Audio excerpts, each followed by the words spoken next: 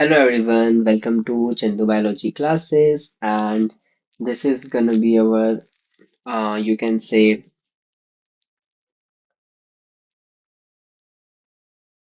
eighth lecture on CAM pathway. Okay, so in the previous lecture we have like studied about the C4 cycle, and also in all the previous sessions we have talked about the light and dark reaction in detail. So in this lecture I will be covering a very short and important topic, CAM pathway. Okay, and it is interconnected, it is important. And another thing is that after this CAM pathway, we will be solving all the PYQs of GATB and CUET-PG which are there in your examinations. Okay, till now from the topics that we have studied. So now only one topic is left, that is photorespiration regarding this domain that I will cover next. And then this part will be almost over. Okay, so now talking about the eighth lecture, that is CAM pathway. So my name is Deepesh Joshi and I'm an integrated PhD scholar at ISC Bangalore, and I have qualified all these examinations, and most of my lectures in this series are targeting CUET-PG and GAT-B examination. Okay, so yeah, so let's begin with the lecture. So, before I start with the lecture, I want you all to revise C3 and C4 cycle. So, for the revision, what I have done is there are some points, okay, on which we will be talking about. Okay, so here we will be just segregating this, okay, into C3 and C4, and we will be writing the important things. Okay, so first thing is you have to tell me the cell type in which the Calvin cycle takes place. So we all know that Calvin cycle, it takes place in the mesophyll cell. The for C4 plants, that generally takes place in the bundle sheath cells. Then the cell type in which the initial carboxylation reaction happens. Initial carboxylation, so that is same for C3 and C4 plants, that is the mesophyll cells. So in C3 plants, RUBP combines with carbon dioxide to form your 3-PGA, that is 3-phosphoglycerate. But in C4 plants, this fixation, primary carboxylation that happens, that PEP, that is phosphenol pyruvate, reacts with carbon dioxide in the presence of PEPcase to form oxaloacetic acid. So that is happening in the mesophyll cells only. How many cell types does the leaf have that fix CO2? So how many cell types? So here we have only one, that is your mesophyll cell. In case of C4 plants, you have two cell types, basically the bundle sheath cells and the mesophyll cells, which are connected through the plasmodesmatal connections. Which is the primary CO2 acceptor in case of C3 and C4 plants? So for C3 plants, your primary CO2 acceptor is RUBP, ribulose 1,5 bisphosphate. For C4 plants, your primary acceptor is your PEP, phosphoenol pyruvate. Number of carbons in the primary carbon dioxide acceptor. So basically, if you see RUBP is ribulose 1,5 bisphosphate. So this is your 5 carbon compound, whereas your phosphoenol pyruvate, that is your 3 carbon compound. Now, which is the primary CO2 fixation product? So here you are getting 3-phosphoglycerate, and here you are getting oxaloacetic acid. Number of carbons in the primary CO2 fixation product. So this is a 3 carbon thing, the 3-phosphoglycerate, and here this is your 4 carbon oxaloacetic acid. So the structures also I have drawn in the previous class. You can look into my C4 cycle lecture. There you will get a very good clarity on how the cycle functions, what is the logic of the this C4 cycle, and all those things. Okay, now the next thing that is important to consider over here is that so number of carbons in the primary CO2 fixation product we have discussed. Then C3 and C4, wait, yeah, so then we can simply write C3 and C4, and then we can compare. So does the plant have Rubisco? That is the question it is asking. So the answer will be yes, the plant consists of Rubisco. Does the plant have pepcase? So in case of C3 plants, you have no pepcase. In case of C4, you have pepcase. And where it is present? It is present in the mesophyll cells. Okay, it is present in the mesophyll cells. Then which cells in the plant have rubisco? So here mesophyll cells have rubisco in C3 plants, in C4 plants, your bundle sheath cells they consist of your rubisco. Okay.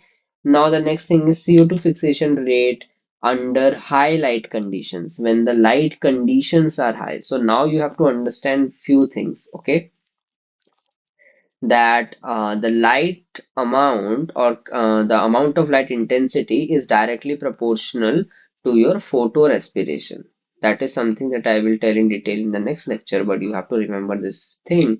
And we also solved one question in the previous lecture based on this concept. So if you are having more light intensity, then photorespiration would be higher.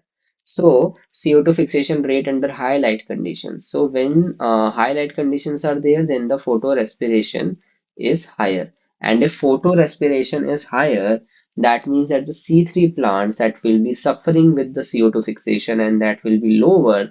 But C4 plants, since they have Cran's anatomy, since they have biochemical adaptations, they will tackle this problem of photorespiration because they will synthesize malate in the mesophyll cells, send it to bundle sheath cells, then again convert that into your other pyruvate, and then it will again transport, and based on that, the decarboxylation step, it will carry out the C3 cycle in the bundle sheath cell. So it will tackle the problem of your CO2 fixation. If high photo respiration is also there, then that's why CO2 fixation rate will be higher. Okay. Whether photorespiration is present at low light intensity. So when low light intensity is there, okay, so when light intensity is lower, photorespiration is also lower. So in this case also photorespiration is low, in this case also photorespiration is low. Whether photorespiration is present at high light intensity. So at high light intensity, photorespiration in case of C3 plants will be high, in case of C4 plants it will be low. Okay, because light intensity is promoting photorespiration. Whether photorespiration would be present at low CO2 concentration. Okay, so it is saying that if the concentration of your CO2 is low, okay, so will there be photorespiration? So when CO2 concentrations are lesser, so this is something that I told you, that the compensation point, okay. So what is happening is that on in the environment, basically the concentration of carbon dioxide that is present. So for C3 plants, that saturation point it is around 460 ppm, and for C4 plants it is around 360 ppm, and atmospheric carbon dioxide concentration is 0.03%. It is around 380 ppm. So the thing is that the C3 plants they saturate at a much higher concentration. So the thing is that if you are having low CO2 concentrations, okay, so in that scenario, your photorespiration will be higher. The photorespiration will be higher in case of your C3 plants, but it will be lower in case of your C4 plants. Why?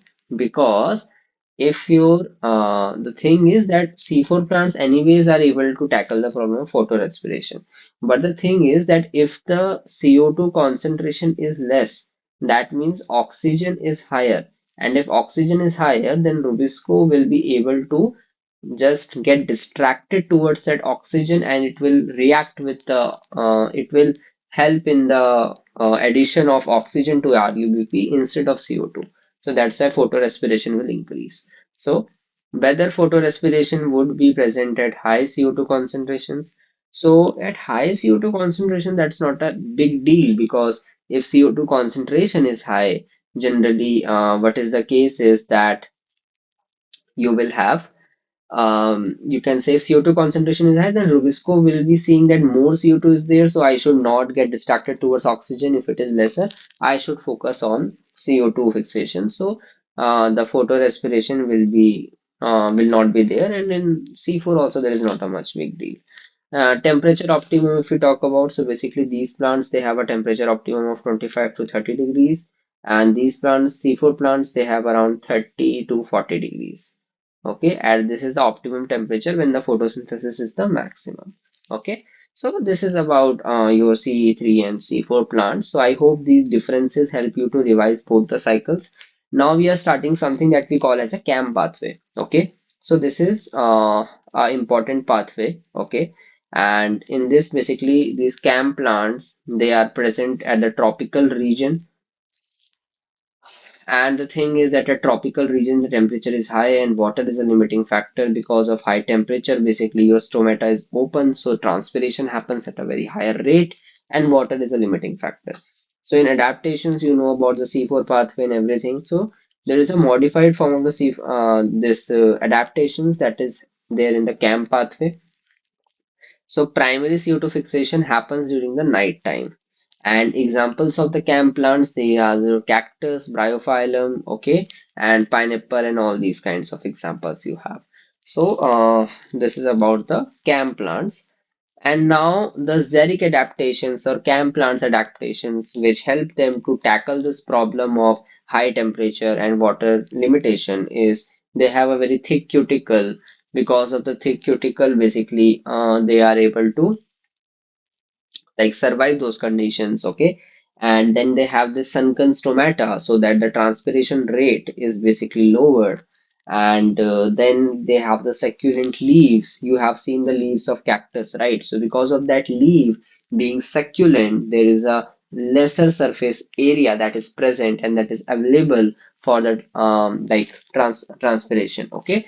So that is one thing. Then the stems are green, that is there are more chloroplast, or you can say more chlorophyll or anything. So because of which there is more photosynthesis, and then deep growing roots are there. So basically you can imagine cactus and you will notice all these kinds of adaptations.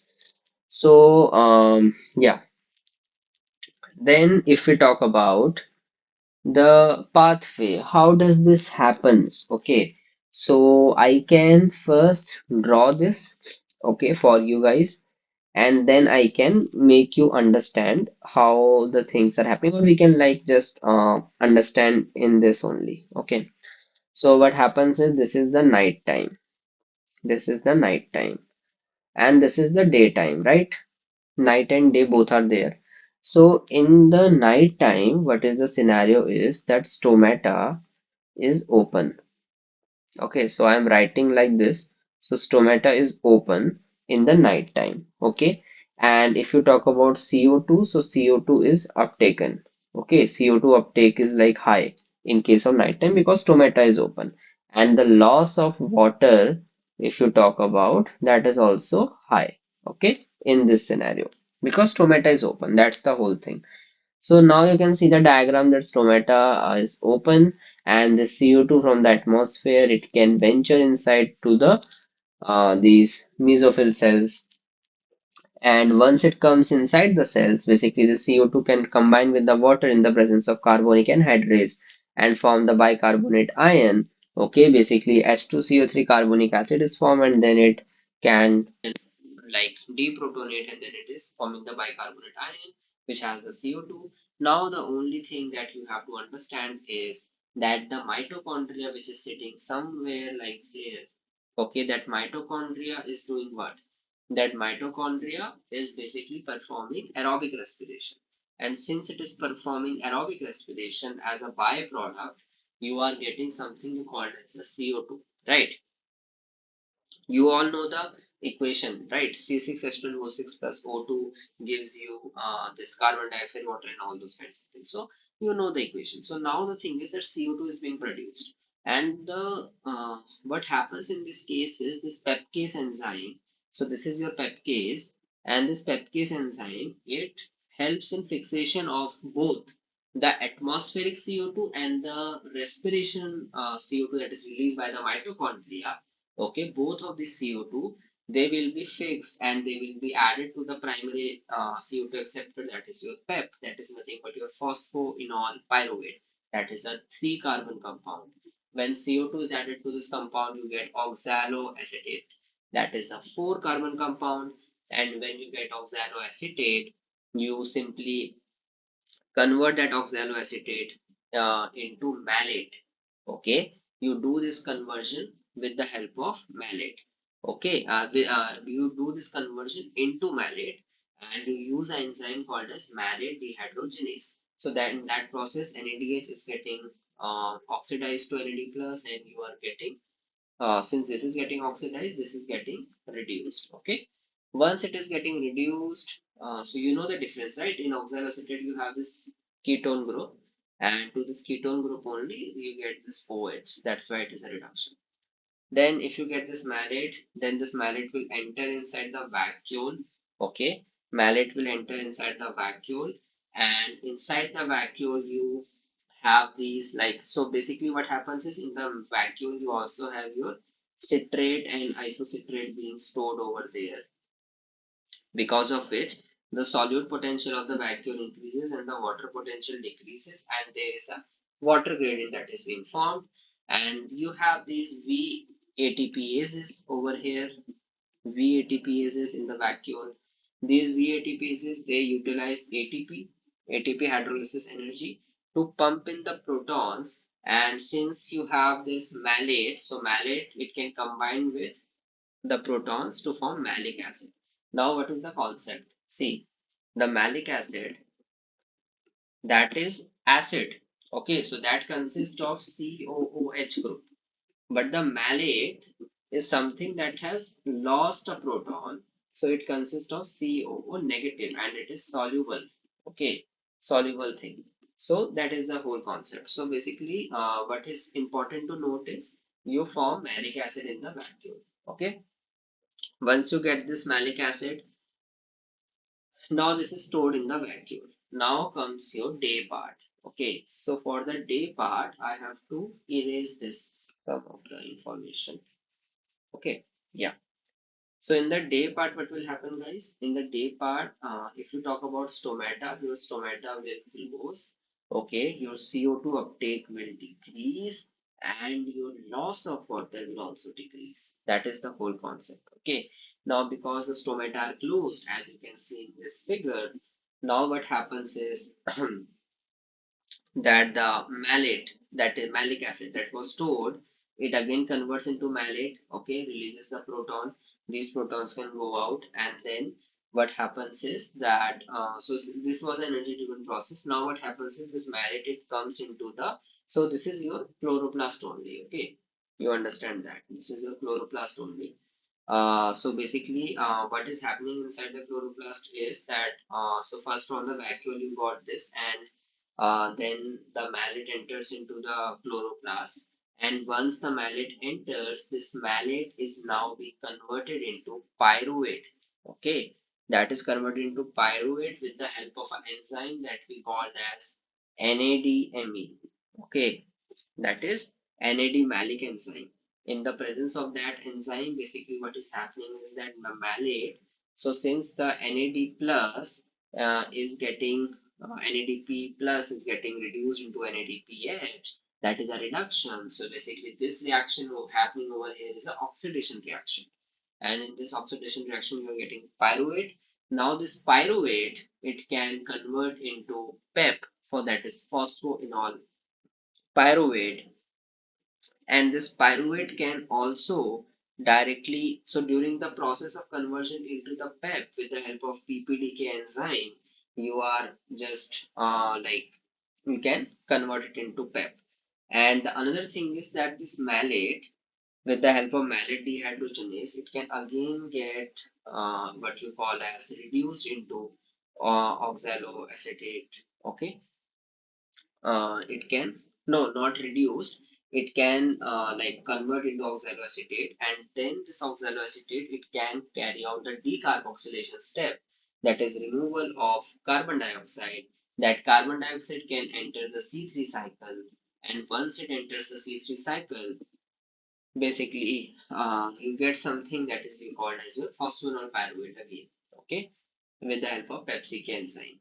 Now what happens is this pyruvate, basically, that can be directly converted into your starch. Okay, and once that is converted into your starch, that starch is nothing but that is stored in chloroplast only.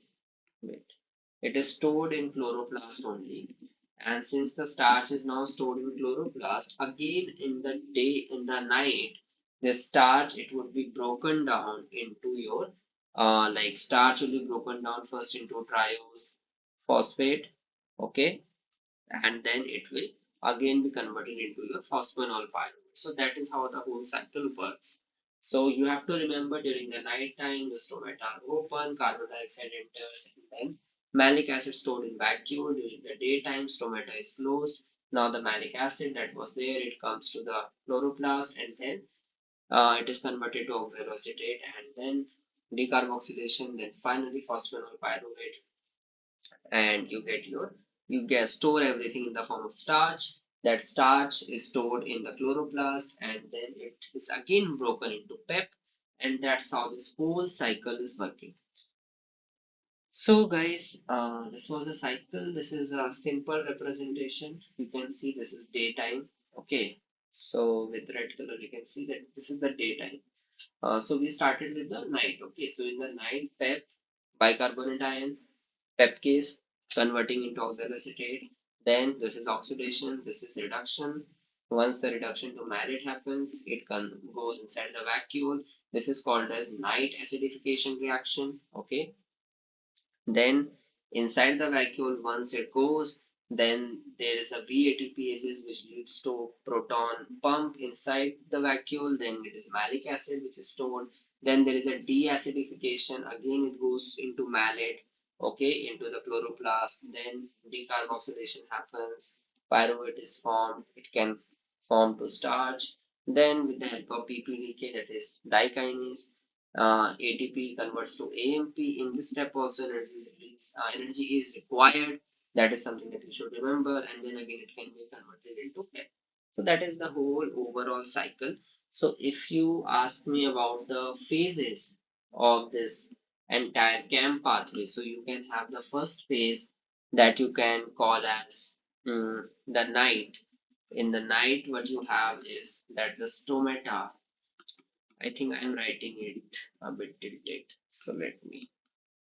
During the night, you have mm, the stomata. So the stomata, they are open. Since the stomata are open, the carbon dioxide it is uptaken, and since the carbon dioxide is uptaken, everything is stored in the form of malate. And once it is stored in the form of malate, basically what happens is your pepcase activity dominates. Pepcase activity dominates. Second phase comes early morning. So during early morning, what happens, guys? During early morning, what happens is that there is a transition phase. Okay, so in this transition phase, what is happening is that like you are preparing for phase 3. Okay, so there is a third phase preparation. So with that, you are decreasing your pepcase activity and you are increasing your Rubisco activity for the third phase. Then comes guys your third phase, which you can call as your daytime. During the daytime, what happens? Your stomata, they closes. Since the stomata is now closed, what happens that the carbon dioxide which is there, okay, carbon dioxide around Rubisco is high, around Rubisco carbon dioxide high, but the uptake is lesser. Okay, uptake is now lesser. And now what happens? Basically, your malate is now decarboxylated. Malate is decarboxylated, and once the malate is now decarboxylated, that is how your Rubisco is the Rubisco activity it increases. Now you come the fourth phase that you can call as late afternoon. In this phase, what happens is this is also a transition phase. This is also a transition phase. Okay, and you are preparing for phase 1. Prep for phase 1. Okay, so now again Rubisco activity will decrease and pepcase activity will increase. So this is how questions can be framed on the 4 phases of CAM pathway. I hope this part is clear. Then there was a concept about the compensation point. So basically compensation point is something at which the this is the level of light intensity at which the rate of photosynthesis is equal to rate of respiration. What do you mean by this statement, guys? Rate of photosynthesis means the utilization of carbon dioxide, and this is the evolution or release of carbon dioxide. in respiration. So when this rate is equal, that how much CO2 you are utilizing, that much is only you releasing with respiration. That point, the light intensity level, that is called as a compensation point. So for example, in this, the compensation point is 250 micromoles meter minus 2 s minus 1 second minus 1. That is your compensation point. Okay, this is the oxygen generation. So basically, at this particular point of time, there is no net increase or decrease. Okay, that is the whole scenario. Coming over to the next part, you have something called as so for the C3 and C4 plants, you can observe that for the C4 plants, basically your compensation point comes at around 0 to 10 ppm. You can see over here. Okay, and this is the net CO2 fixation. And then the C3 plants, as soon as you increase the CO2 concentration, there is very large point you can get some compensation. Okay, mostly for C4 plants, the CO2 fixation rate saturates after a certain increase in the concentration, but for C3 plants, the CO2 fixation continuously increases. So that is how something you can memorize this graph. This is important, okay, for your compensation point concept. Then coming over to this question, which one of the following graph best describe the net CO2 fixation at typical C3 and C4 plants under increasing CO2 concentration in saturating light? You know the concept that C4 and C3. So C4, it achieves compensation point earlier. That is the concept that you have to memorize. So C4 achieving compensation point earlier. That is something the graph here. C4 achieving earlier, C3 continuously increasing with the compensation point. C3 never saturates. Okay, C3 never saturates. It is the net CO2 fixation is increasing with the increasing CO2 concentration, and C4 it saturates. So that is the correct option. So this was about one question. Then guys, one more important concept that so when you are synthesizing this triose phosphate, you can do two things with the help of triose phosphate.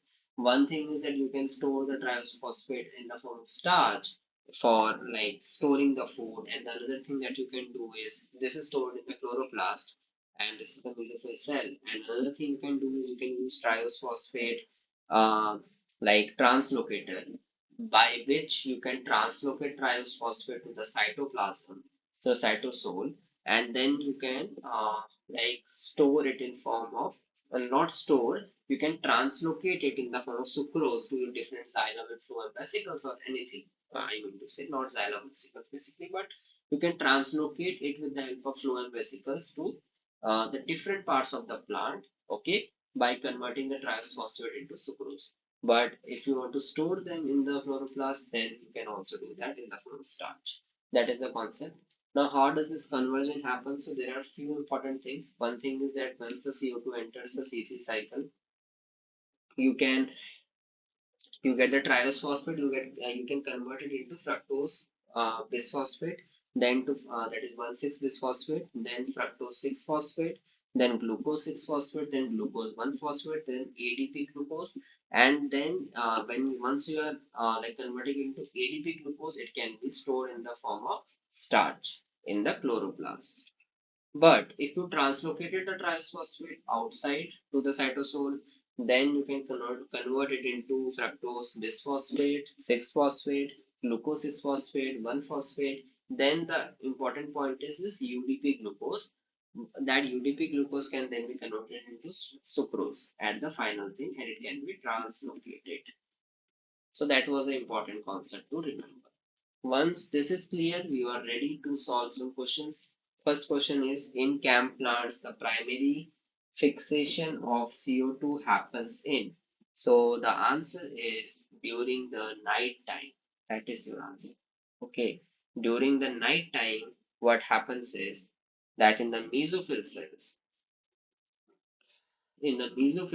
you are like storing everything, and your primary fixation is basically using the fructase enzyme and converting the things into oxaloacetic acid. Okay, so that is happening in the night time in the mesophyll cells.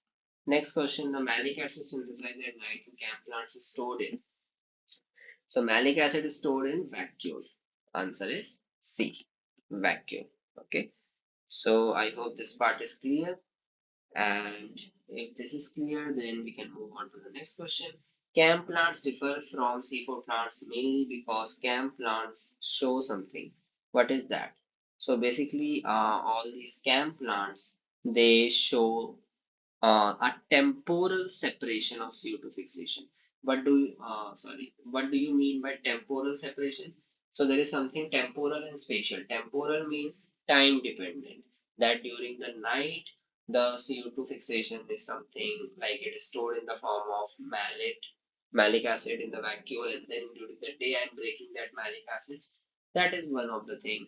Another thing that is important to note is that spatial separation is something that happens in case of C4 plants. Okay, so here your answer is C only.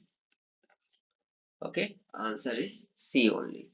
So I hope this part was clear to you, and if it is, then this is PYQ time. We will be solving CUET-PG, GATB PYQs, which are there in the previous, like all the exams, like okay, and from all the topics that we have studied. So, photosynthetic assimilation of atmospheric CO2 by leaves yields sucrose and starch as end products of two gluconeogenic pathways that are physically separated. So, which one of the following combination of cell organisms models a physical separation of the process?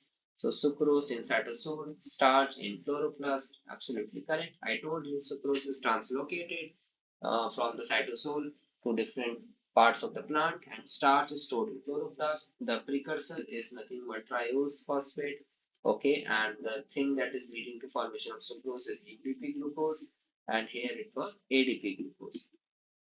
I hope this concept is clear. If this is clear, wait, yeah. So from the following, triazole is utilized for synthesis of both starch and sucrose. Triose phosphate is utilized for the synthesis of both starch and sucrose. That is true. Okay, that is true.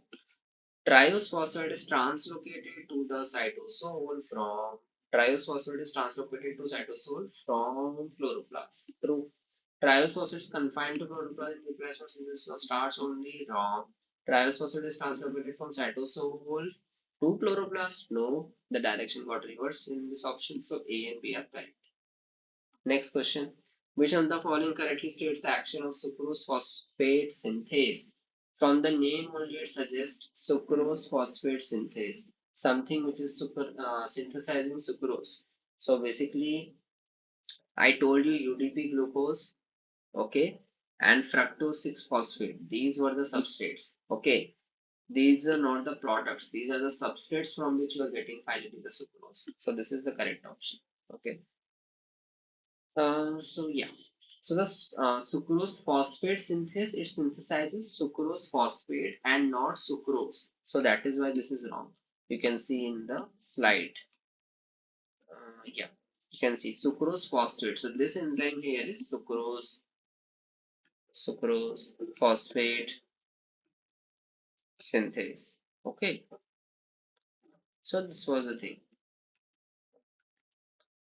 The correct sequence of intermediates formed in Calvin cycle is, so this is something from the previous lectures. Calvin cycle is nothing but C3 cycle.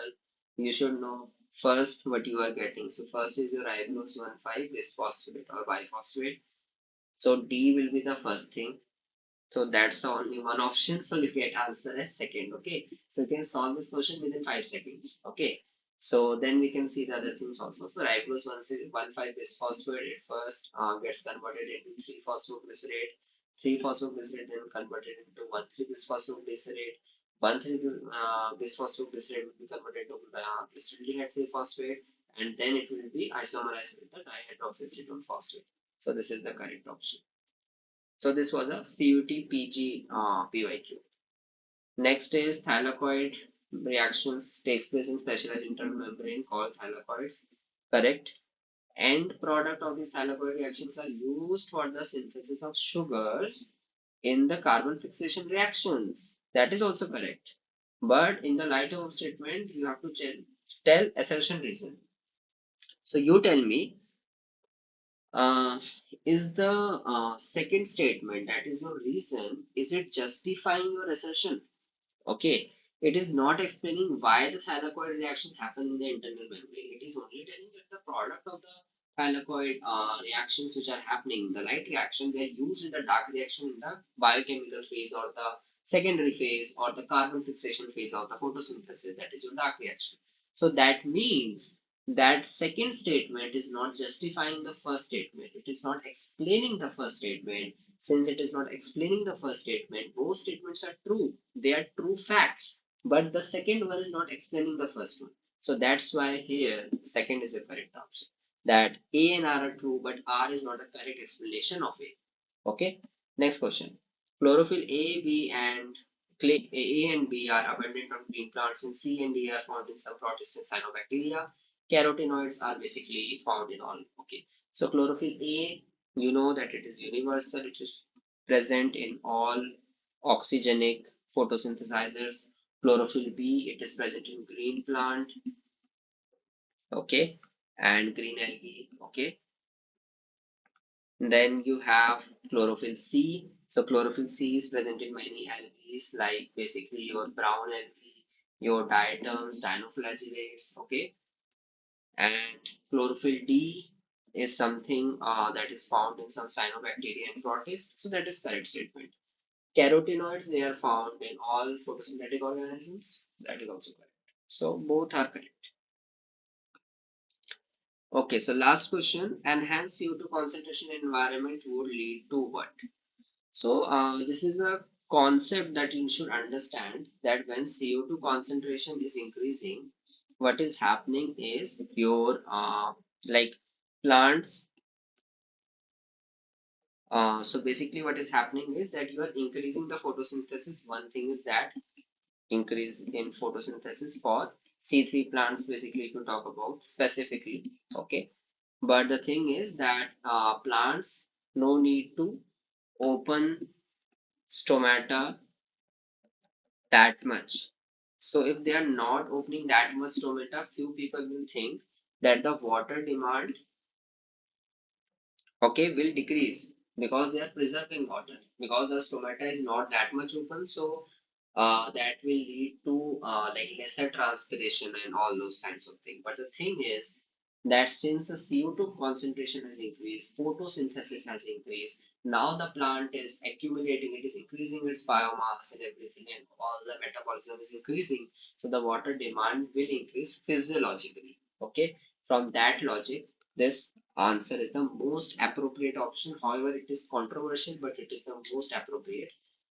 So yeah, so from this point of view that I told, your correct answer will be second. So we have solved all the PYQs, okay, and this was about the lecture. So I hope you got to understand CAM pathway in detail. Okay, and differences between C3 and C4, I think they are absolutely clear to you now, crystal clear. Okay, so we have completed this lecture. Uh, so let's meet in the next lecture on photorespiration and then end this plant physiology. Okay, thanks a lot for joining everyone.